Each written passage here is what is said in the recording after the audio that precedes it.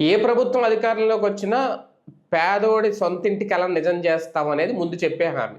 కానీ వాళ్ళ అనుకున్న లక్ష్యం అయితే పూర్తవదు. ఈ లోపల ఆ ప్రభుత్వం కంటిన్యూ కాకపోవడం, దిగిపోవడం, వేరే వాళ్ళు వచ్చిన తర్వాత వాటిని కంటిన్యూ చేయడమో, లేదంటే ఇప్పుడు టిడ్కో ఇల్లు అప్పుడు, తర్వాత జగనన్న కాలనీలు, మళ్ళీ ఇప్పుడు టిడ్కో ఇల్లు, ఇలాగ రకరకాలు, మళ్ళీ కొత్త పేర్లు ఇలా మారుతూ ఉంటాయి. ఈ నేపథ్యంలో కొంతమందికి రిజెక్ట్ అవుతూ ఉంటాయి, కొంతమంది సొంతింటి కల సాకారం కాదు. కాకపోతే అప్పుడు ఇప్పుడు మేమే ఇచ్చాం అనే ఒక క్రెడిట్ చౌర్యం కూడా అందులో జరుగుతోంది అని ఇప్పుడు తాజాగా నిన్న చంద్రబాబు నాయుడు గారు ప్రారంభించిన ఇల్లు చూసుకుంటే వాళ్ళు చెప్పిన లెక్కలు 21 నెలల్లోనే మేము దాదాపు 5 లక్షలకు పైగా 5.50 లక్షల ఇల్లు ఇచ్చేసాము అనేది. అయితే ఇందులో జగన్ హయాంలో ప్రారంభించినవి ఉన్నాయి టిడ్కో ఇల్లు అని వాళ్ళు చెప్తారు.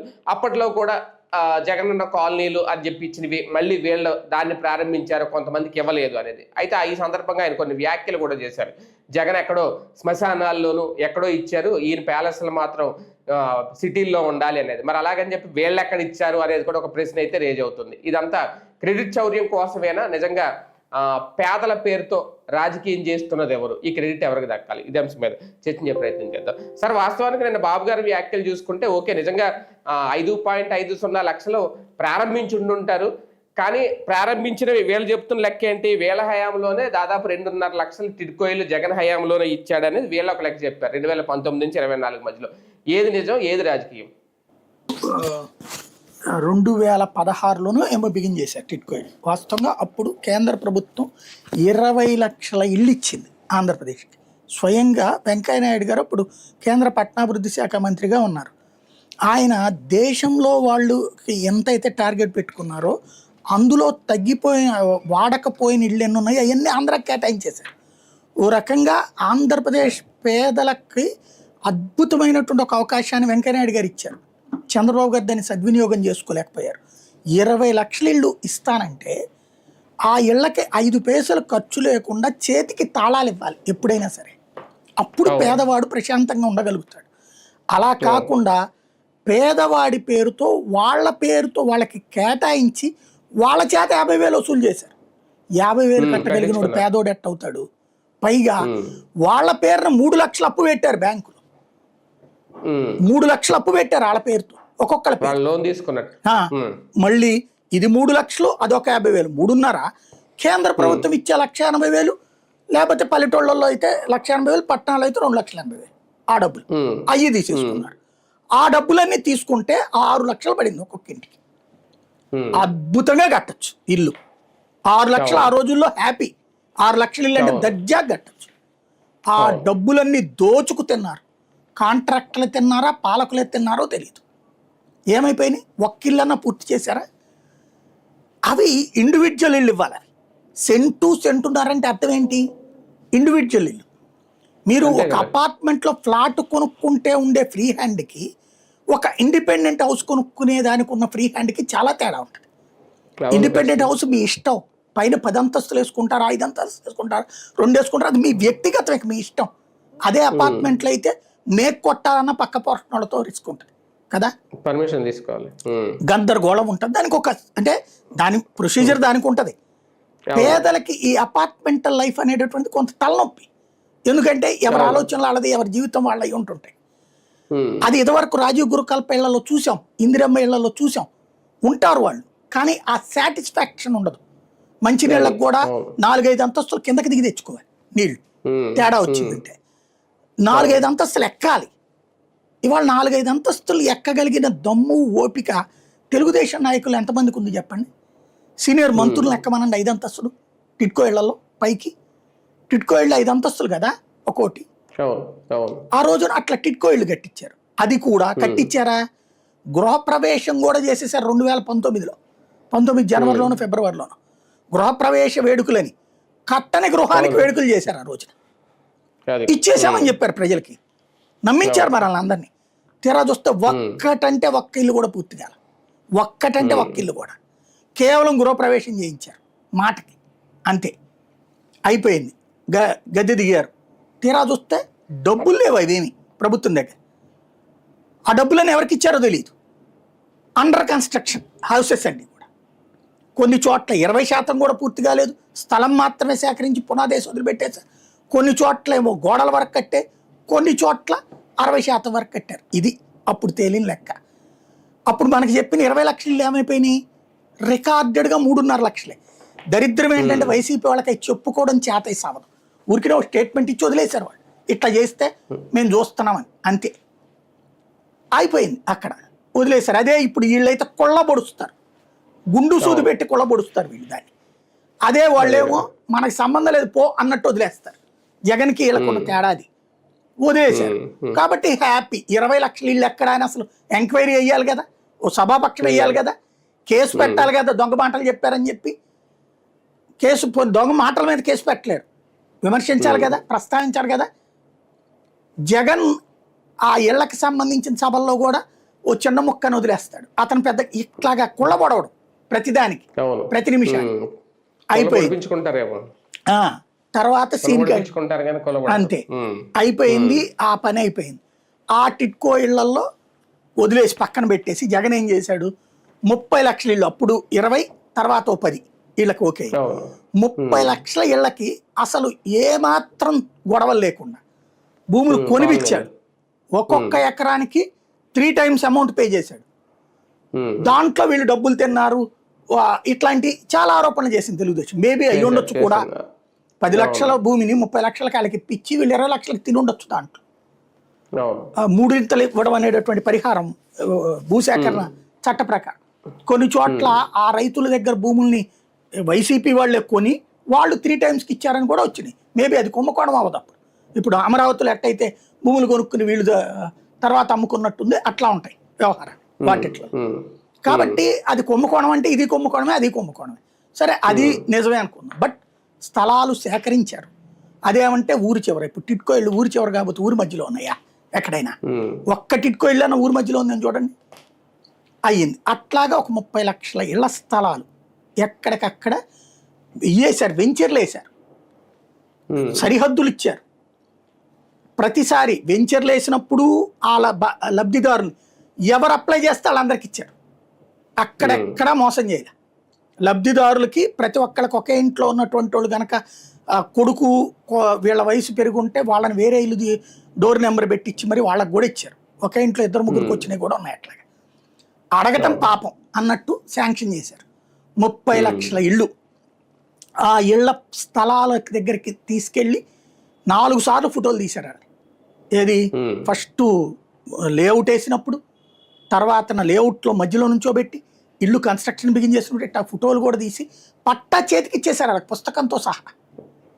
ఫాలో అప్ చూసింది కూడా వీళ్ళు వాలంటీర్. అందులో 3-4 మోడల్స్.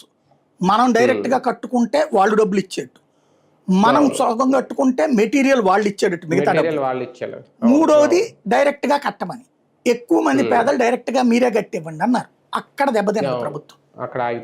అక్కడ చాలా ఆగినాయి.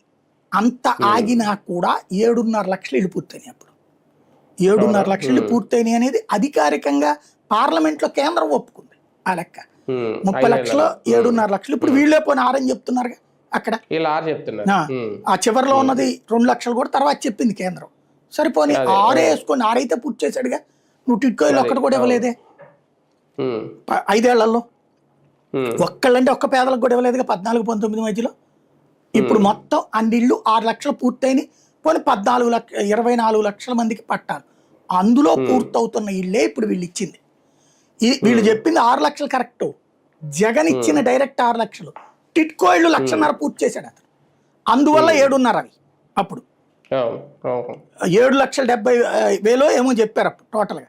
ఇవాళ లెక్క చెప్తే కూడా అది కరెక్ట్గానే ఉంది. వీళ్ళు చెప్తోంది 1,70,000 ఇళ్ళు నారాయణ చెప్పాడు జగన్ టైంలో పూర్తయినాయి అసెంబ్లీ వేదిక.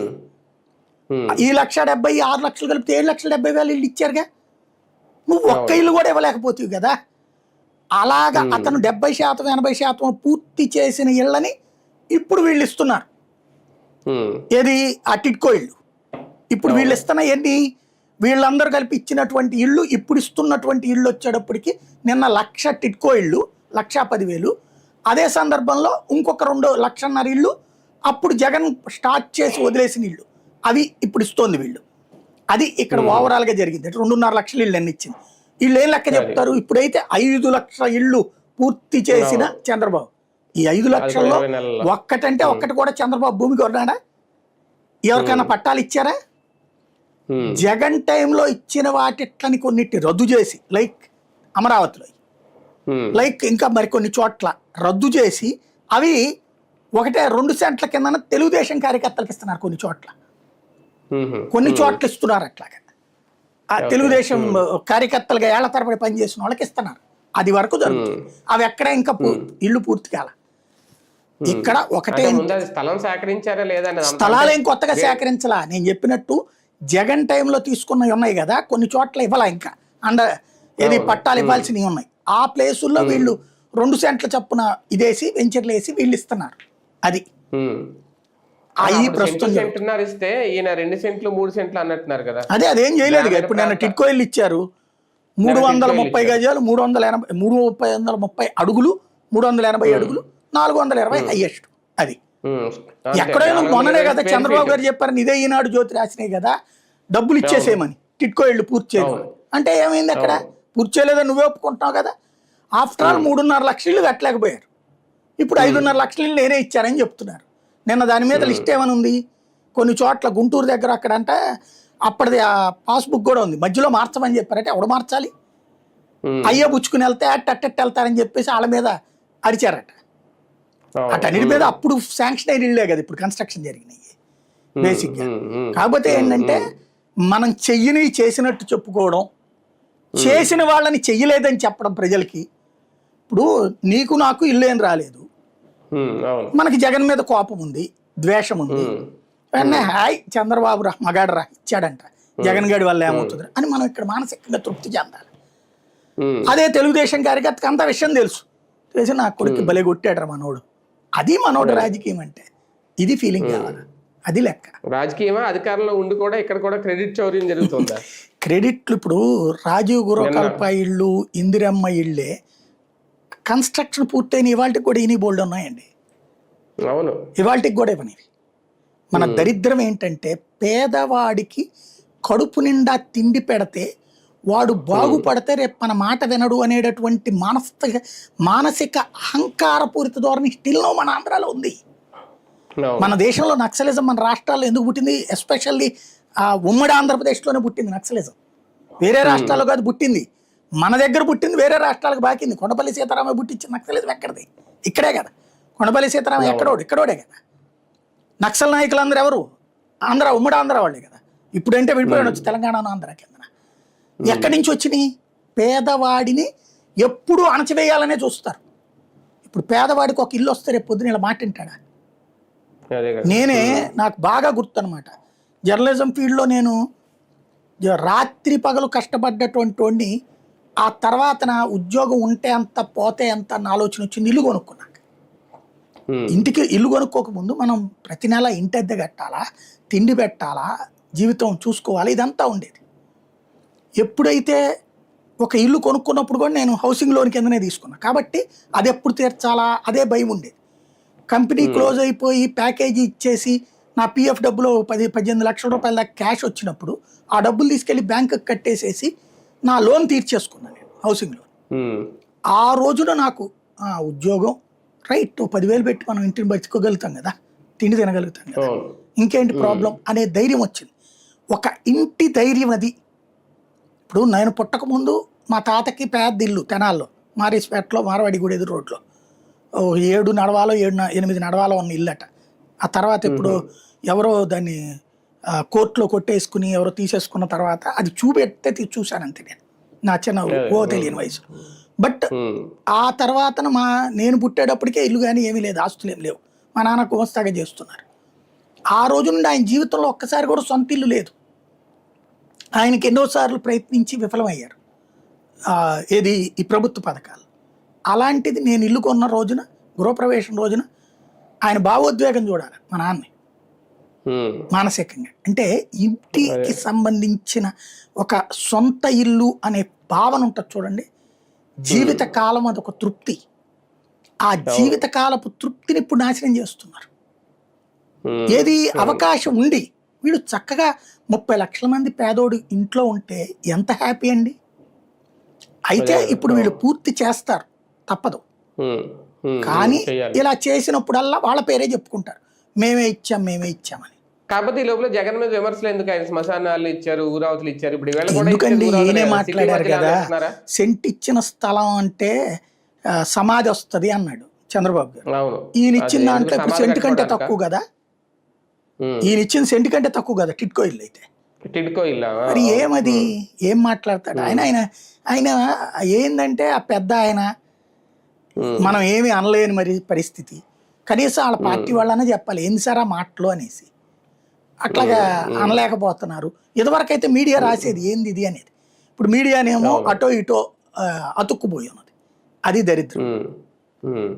కానీ పేదలు హ్యాపీనా సార్ ఇలాగా టిడ్కో ఇల్లు రూపంలో? అంటే ఈ బహుళ అంతస్తుల బిల్డింగ్లు, జగన్ ఇచ్చిన ఇండివిజువల్ హౌసెస్, ఈ రెండు కంపేర్ చేసుకున్నప్పుడు సంతోషంగానే ఉంటారా వీళ్ళు చెప్పినట్టు? నాకు తెలిసి ఇండివిజువల్ హౌస్ వాళ్ళు సంతోషంగా ఉంటారు, టిట్కో ఇల్లు తీసుకున్న వాళ్ళు కూడా సంతోషంగానే ఉంటారు. ఎందుకంటే సొంత ఇల్లు అంటూ ఒకటి వచ్చింది కాబట్టి.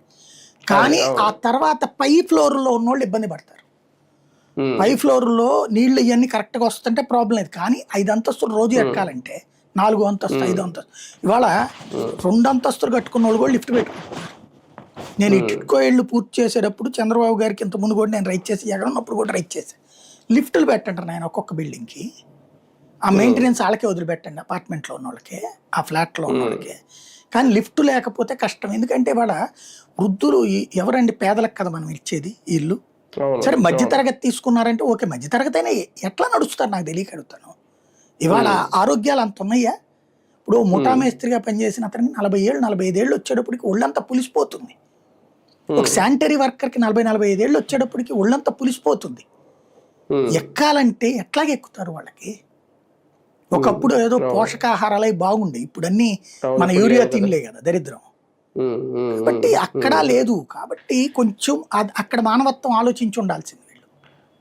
అవును, అది లోపమే. కాకపోతే ఒకటి సార్, ఇప్పుడు ఈ శ్మశానాల్లో ఇచ్చారు జగన్ ఇవన్నీ చెప్పుకోవడం, అంటే జగన్ హయాంలో జరిగిన లోపాలో తప్పులో చూపించడం. అంటే వాళ్ళు అప్పట్లో గృహ నిర్మాణాలకు ఇచ్చిన నిధులు కూడా మళ్లించేసుకున్నారు, అందుకే దాదాపు 28 కోట్ల రూపాయలు ఎంత ఫైన్ కూడా కట్టాల్సి వచ్చింది అంటూ చేసిన వ్యాఖ్యలు. అంటే అలా చేయకుండా ఉంటే ఇంకా ఎక్కువ ఇల్లులు పూర్తి అయ్యేవి, మేము తక్కువ టైంలోనే ఎక్కువ చేసామనా? ఒక్కటే ఆయన అబద్ధాలని అసూగా చెప్తారండి. నిజాయితీ అనే పదానికి అర్థం లేదు వాటిట్లో ఆయన మాట్లాడే. నిధులు మళ్లింపు జరిగిందా లేదా? ఎందుకు లేవు? ఇప్పుడు వీళ్లే కదా నిధులు మళ్లించింది. టిడ్కో ఇళ్ళకి ఇచ్చినటువంటి నిధులు బ్యాంక్ లోన్స్ తీసుకున్నారు, అది డబ్బులు ఎక్కడ ఉన్నాయి? జగన్ అది రైట్ చేశాడు. ఆ పాయింట్ నేను చెప్పాను కదా, జగన్ ఏంటంటే ఓ మాట అనేసి వదిలేస్తాడు. వీళ్ళకి మళ్ళీ కుళ్ళబోవడం చేత కాదు, రోజు అదే మొక్క మాట్లాడడం చేత కాదు, రోజు రాజకీయమే చేయడం అతనికి చేత కాదు. వీళ్ళు రోజు రాజకీయం చేస్తారు, వీళ్ళ తప్పులు కూడా ఎదురోళ్ళ మీద తోసేస్తారు. టిట్కోళ్ళు నువ్వు ఎందుకు పూర్తి చేయలేకపోయావు? ఆ డబ్బులు ఏమైపోయినాయి? జగన్ ఆ మొక్కే చెప్పాడు కదా, డబ్బులు లేవు అందుకనే ఇబ్బంది అనేటటువంటిది. అందుకని మేము ఇప్పుడు ఇట్లా చేస్తున్నామని చెప్పాడు, అవి కూడా పూర్తి చేస్తామని చెప్పాడు. చివరికి వీళ్ళు టిట్కోకి కట్టాల్సిన డబ్బులు కూడా కట్టకుండా తీసుకున్నారు. కట్టకుండా ఇచ్చాడు, రూపాయికి కట్టమని ఇచ్చాడు జగన్. ఆ పెద్ద అమౌంట్ కూడా తగ్గించి ఇచ్చాడు అతను కట్టించింది. కాబట్టి అతను చేసింది రైటా రాంగా చూసారా లేదా జనానికి తెలుసు.